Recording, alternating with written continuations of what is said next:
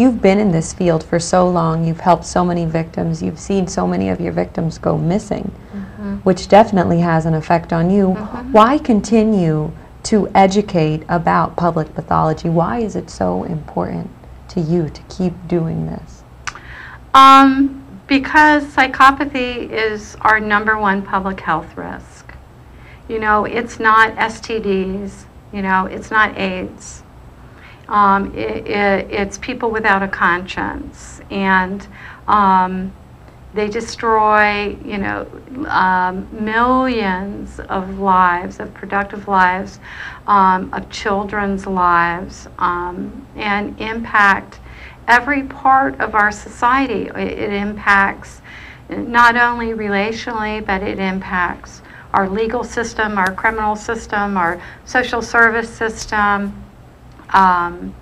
It impacts every part of our lives. It is a public health crisis in this country, and we'll continue to, you know, keep shining the light on the predatory nature of psychopathy. Can psychopaths be cured? Well, genetic psychopaths, technically no. I mean, we are talking about very impacted neurology, many parts of the brain size, brain volume, brain chemistry, brain circuitry, major problems. And to a lesser degree, same problems in narcissism and sociopaths, that there are similar brain regions that are impacted. For instance, a lot of people don't know that there are parts of, there are centers of the brain that are responsible for empathy. And part of what psychopathy is inability to have empathy. And that is a brain region, and it happens to be one of the brain regions that is impacted in narcissism, and with sociopaths, with psychopaths. And so, no, I think this speaks to why psychology has been not successful in curing these kinds of disorders, because it's not a psychology issue. It is really a neurology issue. And so can they be cured? No, not at this time. So the key has to be education. It has to be detection. That our ability to detect pathology in other people, and until the last few years, when there's been a focus on narcissism and psychopathy, there has been no public pathology education in this country. And we did some math, and so we took how many, the population of the United States, and figured out approximately how many psychopaths, how many sociopaths, how many narcissists. And then we multiplied that by 5 people in each one of those pathologically disordered people's lives that they've harmed because of their pathology. And that's being generous. Only 5. We know these people do some extreme damage. And we came up with 60 million people in the United States being harmed by someone else's pathology. And I mean seriously harmed. And if that was a medical disorder, if that was, you know, a new type of cancer or depression or whatever, 60 million people, there would be a national billboard campaign, there would be a celebrity spokesperson, there would be money, you know, towards funding and research. And yet,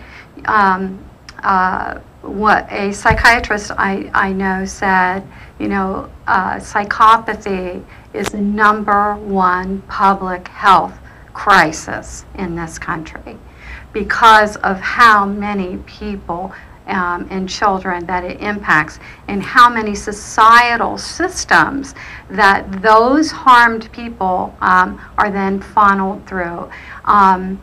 Dr. Kent Keel, who is one of the neuroscientists scientists that have been doing the neuroimaging of the psychopath's brain, says that psychopathy costs $40 billion a year, and that it costs 10 times more than what depression costs.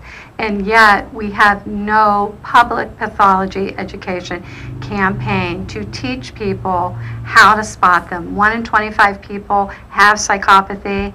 They're one of the #1 public health crisis problems in our public health in our country, and yet almost no help for people to learn to identify it, until it's too late. And that's just so alarming, those Yes. numbers that you just announced, so alarming. Sandra, you're doing a great job, though, trying to educate people about pathology. How many women women and men, have you directly helped? Well, I've been in the field for 25 years, so thousands, by now, and our impact with public pathology education, through media, TV, radio, print, our books, whatever, website, millions. But we're just, an agency, trying to be the voice for other people, but this is a campaign that needs to be picked up on the public health level. The number of victims that you've worked with is very large. How are these people so misreading someone's pathology? Well, everybody misreads pathology. If we've not been educated, there's no public pathology education. How would anyone ever learn what pathology looks like? And one of the telltale signs in pathology is the charming, glib, and way they hide, and that they hide well. I mean, this is part of the problem. Dr. Robert Hare, who is the world's leading expert on psychopathy, calls it a disorder of social hiding, that they hide well, and that is part of the characteristic that psychopaths, are amongst us in our daily lives. We're not talking about people that are merely in the criminal population. These are white-collar executives that walk in, every field, and that part of the way that they continue on is because they remain largely undetected, because part of their skill set is their ability to hide well. So, if we have a country that doesn't teach pathology education, there is, and by nature their disorder, they hide well, then it becomes a problem that none of us know how to spot them. And one of the things I appreciate about Dr. Hare is that he often tells on himself. He will say how many times he's been fooled by a psychopath. Now, here's the world's leading expert on psychopaths. He worked, I'm not sure if he's still there, but he worked for the Canadian prison system. And so he would, pull in to the prison system, and you would think he'd be sitting out in the parking lot getting his game head on. Okay, he's getting ready to go in on the psychopathic unit, that he would be thinking, okay, if their lips are moving, they're lying. Let me get my game head on. And yet he talks about, he has their file, seeing all the stuff they've been convicted of. He's interacted with them before. He knows they are, very disordered, and yet he's often fooled by them. Is there a common profile that women share who fall for these psychopaths, or I shouldn't say fall, get trapped by these psychopaths? Mm-hmm. Well, there is, and it's been a long time coming. At 25 years of working in this field, I kept seeing the same type of person over and over again, and it didn't make any sense to me. We work mostly in an outpatient setting that is not a community agency, so we're a private practice. And so people that were coming in were not necessarily people from shelters or things like that. And our average client had a bachelor's degree or higher, and were professional women, doctors, attorneys, every walk of life. Super professional, and yet, and in their jobs did such a great job. And then there's this subsector, this thing going on in their relationships in which they might be super astute in their career, and in the interpersonal part of that, they were drawn into a relationship with a psychopath. And so when you look at that on the surface, you think, how can that be? How can there be a teacher, a therapist, a doctor, an attorney, on one hand, that is so proficient and skilled, and on the other hand, end up in a relationship with such profound pathology? And when I went to research that, there was no research. There was absolutely none. There was all this research on women, for instance, in domestic violence. Sort of the profile of that did not fit the profile of the women that we were seeing. And, not all psychopaths are violent. And so those statistics really weren't helping us, and I kept looking and looking sort of for the profile of women who love psychopaths, and there was nothing. And so several years ago we did the first research project in looking at, is there something there? Given the nature of psychopaths, sociopaths, narcissists, what they do is not random.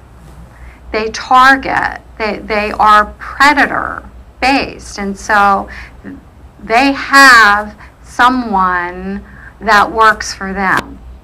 And so who is that person? Again, if we go back to public pathology education, if we can figure out who they target, we can know who's at risk. Considering that they are predatory based, meaning what they do is not by accident, that we began to ask the question, is there a person, are there traits, who are they targeting, who are they attracted to, who works for them in terms of what they are seeking to get out of a relationship. And so that's sort of what motivated us to begin to look and test women who have been in relationships with psychopaths.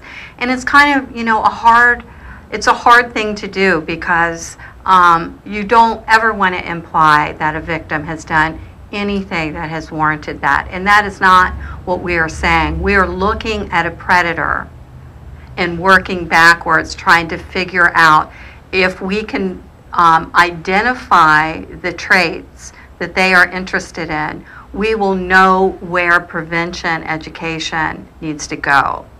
We'll know who they are hunting and who they are targeting. I mean, they do the same thing in criminal profiling. If a serial killer has, killed someone, they begin looking at putting together a profile and the traits of the person that they targeted to know who they're going to target again. Why not now? Why not do that with the most predatory people on the planet? They don't have to kill people in order to do profound damage to people that they are in relationships with. So we sort of took that, you know, we call it pathology profiling instead of criminal profiling. And we began to look at, are there commonalities in the women that they pick? Are there any kind of trait elevations, anything that we can begin to explore deeper? And so the first go round, we tested about 75 women who had been in relationships with people in that low conscience spectrum. And what we found were trait elevations, that there were personality traits that were sort of off the Richter scale. If you were going to look at them on a bell curve, I mean, there was no bell curve. It looked like the Rocky Mountains coming off the end of the graph paper. I remember sending it to the creator of the instrument, you know, and he said, "Holy cow, that's not what I expected to see." And so what we found were elevations in traits like hyper empathy, really high levels of empathy, high levels of tolerance, very high in what we call relationship investment, meaning that they are highly emotionally invested in their relationships. They're not, you know, casual kinds of relationship. High levels of cooperation, trust, loyalty. Trust being what we call blind trust. That they may not know that person from Adam, and or may have known them a brief amount of time, and yet put all their eggs, if you will, in someone's basket without necessarily proof of that person is trustworthy. Same thing with loyalty. We call it insane loyalty, in which even when there's violations that happen as the relationship progresses, they don't tend to respond to loyalty violations the way that people who don't have these trait elevations. And so there were 26, I believe, trait elevations. And so when you take that as a snapshot, you begin to look at someone that has high empathy, high tolerance, high relationship, high trust, high, you know, this is like a cocktail of personality for inevitable harm. And then you take, you know, a low conscienced partner who looks for people who has these kinds of traits, and you have these relationships of inevitable harm. And so that was our first go round, and looking at utilizing this one instrument to see. And so now we're going back through again, and in partnership with Purdue University, we are doing it again with another instrument. And from all sort of predictions that we're seeing as things are beginning to come in, is that we're going to get the same outcome, that there really is a personality profile of people that psychopaths tend to target. And that has all sorts of profound implications. I think it does for, you know, for public pathology education, but also these women have had a horrible time in getting the right kinds of treatment. They get labeled codependent. and codependency kinds of approaches that therapists have unknowingly, used with them, have produced almost nothing in their own, recovery and treatment. And so the ability to sculpt a specific kind of treatment for them based on these trait elevations, not only for what they've already been through for a psychopath, but these people are at really high risk of repeating, because they are who a psychopath wants, not just now, but a psychopathic boss, a psychopathic, it could be in friendships or what have you, that these people carry their temperament traits with them, and they are the ones, at most risk of being targeted again. And so the ability to work with them to understand these unusual trait elevations in them, about how they have to learn to be in the world, how they, given so much empathy, tolerance, blind trust, insane loyalty, that how are they going to learn to protect themselves in the future? Because they will always be a target. I mean, if there's, if you're at a cocktail party and there's a person that has these elevated traits, and then there's a person who does not, and the psychopath approaches both, who do you think he's going to stick to like glue? The one with the elevated trait. Absolutely. The other one's going to blow him off, or, he's going to poke and prod and kind of feel around in that relationship, and he's going to, be hitting a wall there, and he's going to move on. Mm-hmm. He's going to keep going till he finds some of those traits. Years ago, I had a few psychopathic males in group one time, and I asked them. I said, "How do you pick? How do you pick? You're pretty good at this. How do you do it?" And they said, two of them said, "You tell a sad story. It's always really good if you can tell, that you were abused as a child, and see how she responds to that."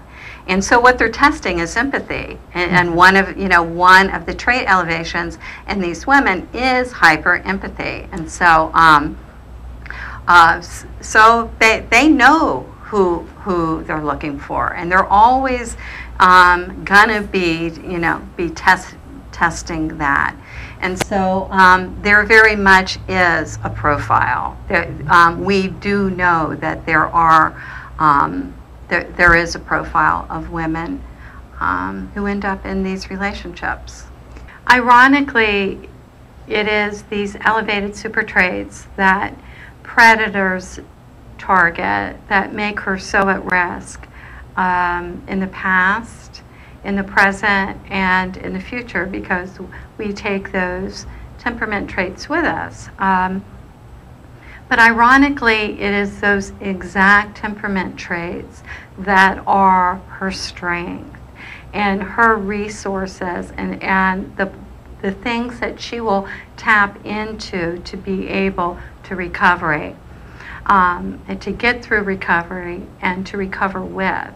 And it is those exact trait elevations that put her at risk that are also going to be the things that take her into recovery. Let's talk about when a woman with these high temperament traits meets a psychopath, the beginning stages, the luring, the attachment, the bonding right at the very beginning. Well, after hearing thousands of stories, you begin to hear the commonalities. Every once in a while, you'll have someone that the beginning parts of the relationship were not good.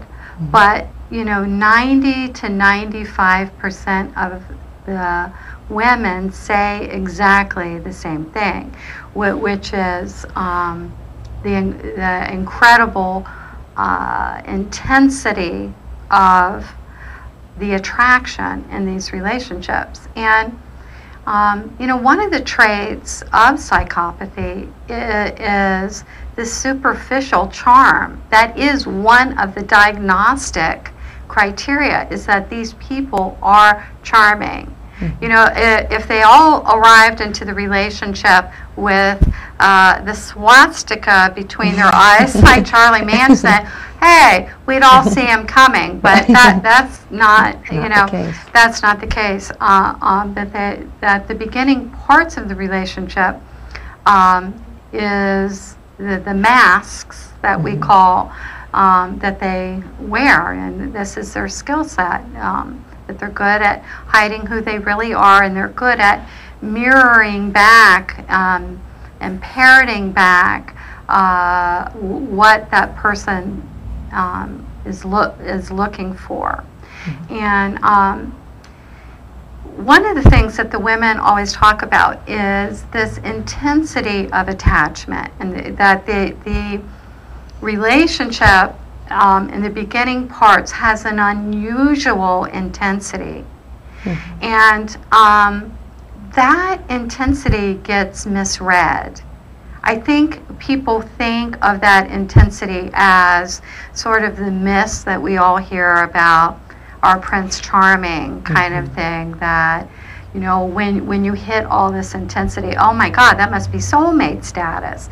You know, that you're, you know, within 24 hours, you're, you know, inhaling and exhaling each other's air. I mean, you're never apart after that moment, and that these people are very intense to experience. And for most of the general public who has never experienced a psychopath, of course we don't know what that intensity is. I know what the intensity is because we've had, I've had them as patients in the past, and I know that they are intense to experience. But a person meeting this person for the first time at a party or whatever, that intensity has this electric vibe to it. These people are very alive.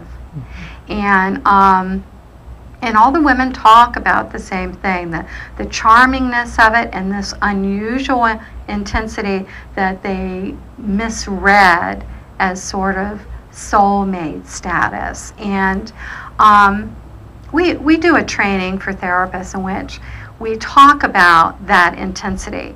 And that intensity is often a characteristic of the disorder.